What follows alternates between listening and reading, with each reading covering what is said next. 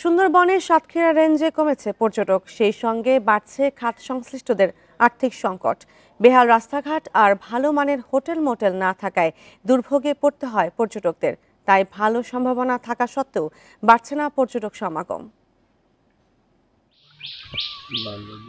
সুন্দরবনকে কেন্দ্র করে পর্যটক আকর্ষণে ব্যাপক প্রচারণা চালিয়েছে সাতক্ষীরা জেলা প্রশাসন ও বন বিভাগ। তবে পর্যটক সমাগম হচ্ছে না কাঙ্ক্ষিত পর্যায়ে।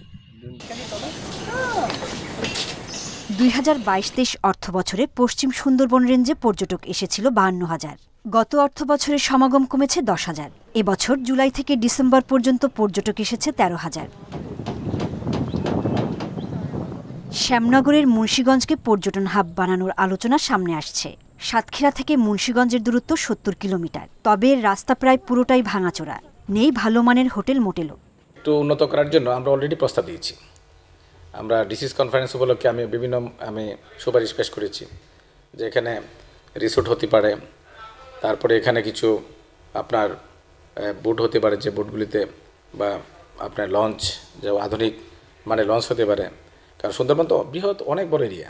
মুন্সিগঞ্জকে পর্যটন এলাকা ঘোষণা করা হলে পর্যটক বাড়ার পাশাপাশি পুরো এলাকার অর্থনীতির চিত্র পাল্টে যাবে। তার পুরো পর্যটকটা পেছেই আছে। তো আমাদের সাতক্ষীরা আকর্ষণ সড়কপথে সুন্দরবন দেখতে হলে গাড়ি থেকে লেবেই সুন্দরবন।